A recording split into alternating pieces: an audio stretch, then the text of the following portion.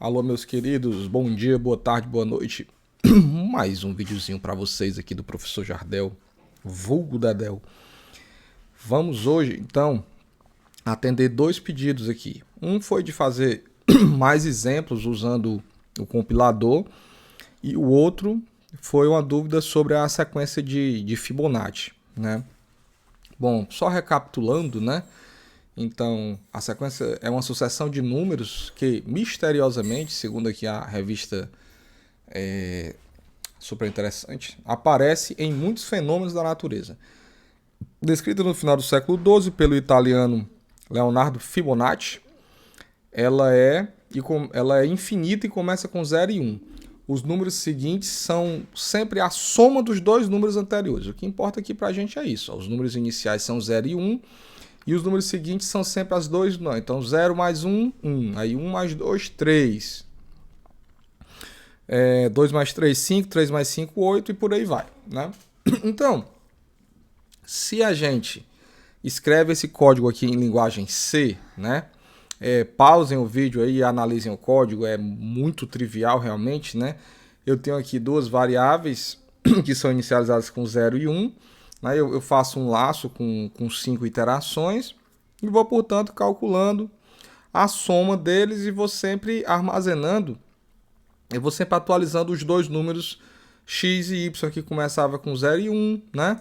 E depois vai começar com 1 e 2, com 2 e 3 e tal. Como são 5 iterações, né? A resposta então é 8, né? A gente já sabe que a resposta é 8, né? Vamos ver então, gente, o que foi que o compilador gerou para a gente. Pois o compilador, ele resolveu o problema. Como ele viu que os dados eram fixos, né? E que a otimização está habilitada aqui, ele simplesmente resolveu o problema. O pré-compilador resolveu o problema, fez os cálculos e diz, olha, a resposta é 8, você está trabalhando com dados fixos, né? Se eu tiro a otimização, né? Se eu tiro a otimização, o código já se torna muito complexo, ele começa a mexer com endereços de memória, tudo. Então, uma estratégia que eu utilizei para ele gerar um código, digamos assim, mais... Ele gerar o código, não calcular automaticamente, ficar mais compreensível aqui para a gente, foi inicializar x com uma variável aleatória, tá? Inicializar x com uma variável aleatória. Vamos ver o código que ele gerou agora? Agora ele gerou um código mais razoável, tá? Eu vou aproveitar esse vídeo para mostrar para vocês sobre o salvamento dos registradores, né? Olha aqui, ó, no começo da função esse salvamento ele é feito sempre no começo da função e a restauração é sempre feita imediatamente antes do fim da função. O RET é isso aqui, ó, o return é isso aqui, ó, bxlr, tá? Então, no começo, o que é que ele faz? Ele salva os registradores que ele vai utilizar, olha, que são R4, R5 e R11, né? Que estão acima do R3, ele salva ó, aqui na pilha, ó. E ao final ele restaura. Simples assim. Além do link return também tem que ser salvo também, né? Então ele empilha esses registradores aqui, tá? E ao final ele restaura. Então, aqui está sendo salvo e aqui está sendo restaurado. Nós ainda vamos estudar a pilha nas próximas semanas. Push e pop, tá? Então é só um parêntese, né? Aqui, né?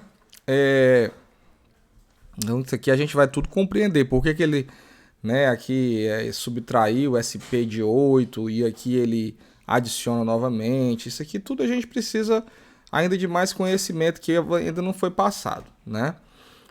O que é importante vocês compreenderem aqui é que, por exemplo, olha, o R4, né? O R4, se a gente voltar aqui, ó, o R4 ele está carregando 5 em R4 e 1 em R5, olha. Então, claramente aqui, né, olha, quem é que é 5?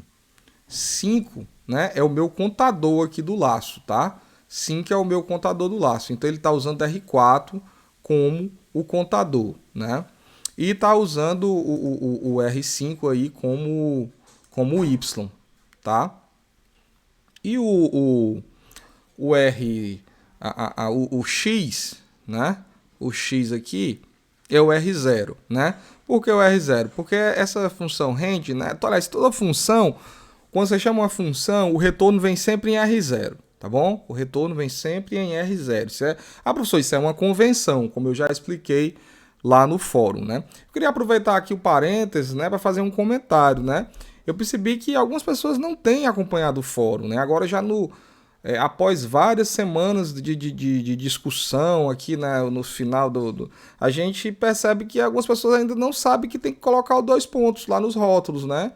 Então, quer dizer, aqui, ó, esses 2 pontos aqui, ó. Então, assim, demonstra que o pessoal, que algumas pessoas não estão lendo os fóruns, né? E talvez nem mesmo vendo os vídeos com muita, digamos assim, com a atenção necessária, tá?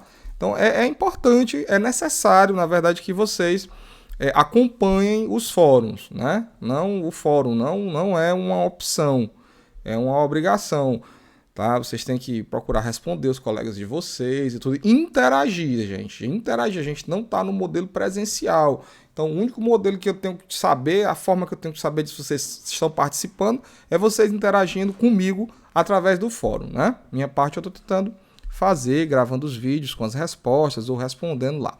Mas, enfim. Então, vamos aqui. Aqui está o nosso laço, ó.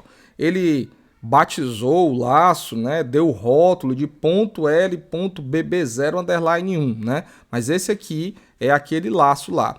E o que ele faz nesse laço? Bom, ele calcula R0 mais R5, ou seja, x mais y, né? E armazena no Z, que é o R1, né? Depois ele faz x, igual a y, tá? Depois ele faz x igual a y, né?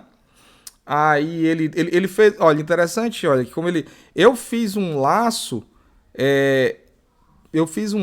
no qual o meu contador vai sendo adicionado, né? Vai sendo incrementado de 1.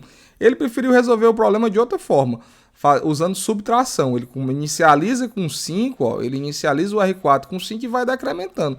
Ok, é a opção do compilador, né? Ele não precisa fazer do mesmo jeito que eu coloquei lá em Senat, até porque tá acontecendo aqui uma otimização, né? Então ele decrementa aqui o contador. O importante é que o número de iterações seja o mesmo, né? E por final, né, ele faz aqui R5 igual a R1. Ele faz o quê? O Y igual a Z, tá? Que é o Y igual a soma, né? Z é a soma, né? Agora, ele só vai... Interessante vocês perceberem isso aqui, olha. Branch not equal, né? BNE. Ele vai ficar no laço até que... Ele vai ficar no laço, né? Até que a flag de Z, né? Que a flag de Z não esteja setada, né? E quando é que a flag de Z não vai estar setada? Quando esse resultado dessa operação aqui, que é o contador menos 1, né?